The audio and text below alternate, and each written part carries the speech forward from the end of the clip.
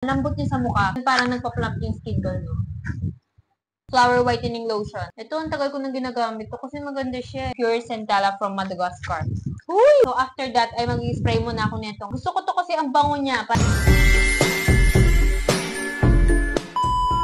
Hi everyone, it's me Jen Claire. So another day, another slay ang sisi mo. So ayun, skincare video ulit tayo. Hindi ko na mabilang kung pang ilang skincare na to.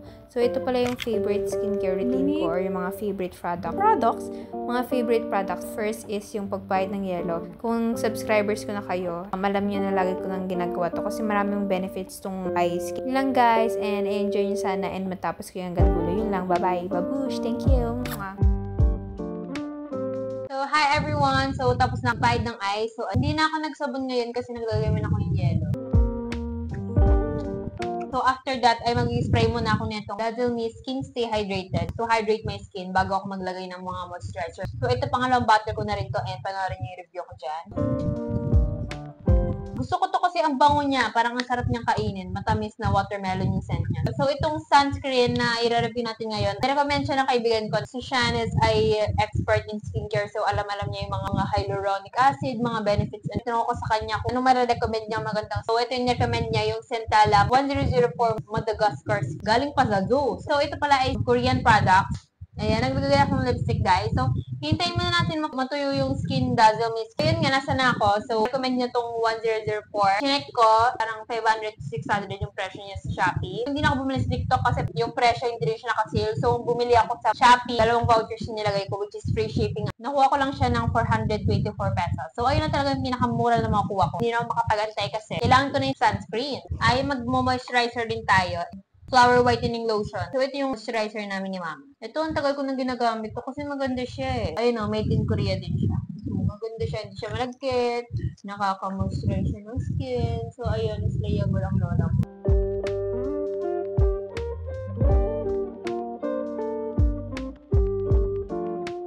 So, story time muna tayo. Habang binubuksan ko itong package na to, napa-absorb ko rin yung moisturizer sa mukha ko. COD ko to binili kasi Shopee ko, ever since nung nagpalit ako ng username way back, akala mo naman sobrang tagal. I think mga August ata yun, before ako mag-birthday. Hindi nag-approve yung Shopee ko, so balance ako doon. So, hindi ako makabili ng anek-anek. Every, tinatawag ko sa Shopee call center. Bakit po yung ko hindi po ina-approve, ganyan-ganyan, ano po ang problema, bakit po hindi ina-approve yung Shopee ko.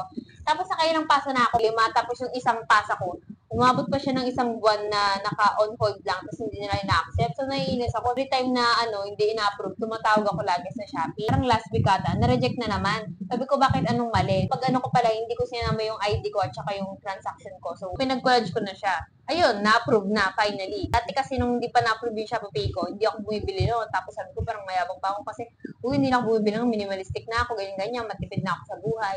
Tapos na na-approve na, ayun, parang ang dami ko na naman chinek out ng mga anich-anich. So, ayun guys, sabuktan na natin. So, ayun, ang dami ko na sinabi sa inyo. So, ayun everyone, pagkabukas mo, ganyan siya. Ang dami niyang gift. So, meron akong Tone Brightening Capsule Amol, Tone Brightening Cleansing Gel Foam. So, try ko din yan, pero hindi ngayong araw. Moisturizing Toner, Moisture, and Brighten. And meron din ako libre Water Gel Sheet Ampoule Mask. Finally, ito na yung Madagascar Centella Yellow Sisa Water Fit Sun Serum. SPF 50, PA+++, so 4 na plus, and made with pure Centella from Madagascar. Uy! Madagascar pa siya, sis. This unscented sunscreen is super lightweight and hydrating and quickly absorbing with a non-greasy and dewy finish.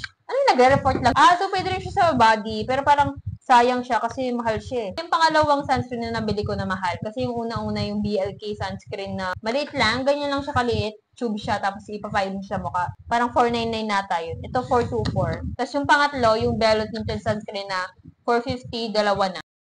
I'm so excited to try ito. Sabi kasi ng Shan Icon, hindi daw siya nag-breakout. Made in Korea. Ito pala ay 50 ml. Dahil yung packaging niya. Depump siya, depump. Depump? Let's try na guys. Hindi na para magpatumpik-tumpik pa ang lola mo. Ayun na guys, napump ko na siya. Nagpapump ako kanina. Kailang pump muna ako bago siya lumabas. Try na natin siya sa sis.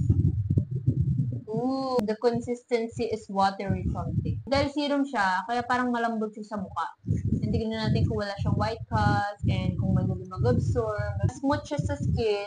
So, unang paglagay, yung texture niya is watery kasi nga may 2-in-1 na siya, may serum at saka moisturizer. So, lalagdag pa tayo for more protection. And wala rin siyang white cast. Nag-reapply ulit ako. Hindi rin siya malagkit, in fairness. Yung scent niya, wala rin siyang scent, which is good kasi kapag mabango yung product, hindi siya for sensitive skin. Pag sobrang bango or pag sobrang tapang. Ito wala siyang scent. Ang lambot niya sa mukha. Ngayon, parang nagpa-plump yung skin ko, no?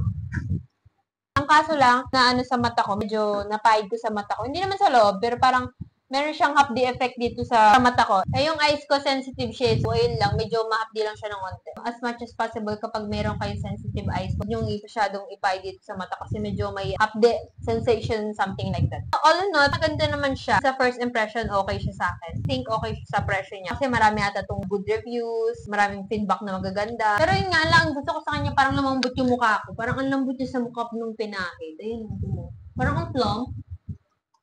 Siguro dahil may serum siya, kaya parang ang plump ng mukha. So, ayan. Ayan yung skin ko, guys. Sana nag-enjoy kayo. And thank you for watching. And don't forget to like, comment, and subscribe to my YouTube channel. Bye!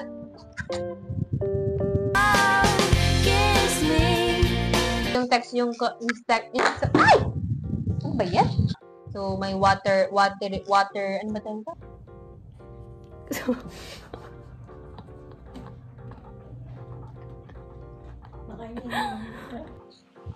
Okay.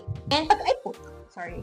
So, ang dami niyang gift. Look at this. And marami din siyang ingredients na hindi ko maintindihan. Hindi naman akong dermatologist and shit.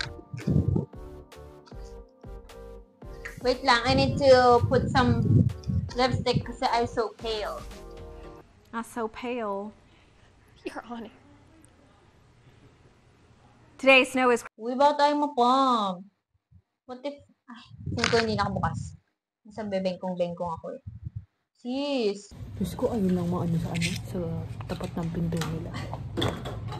Oh, the consistory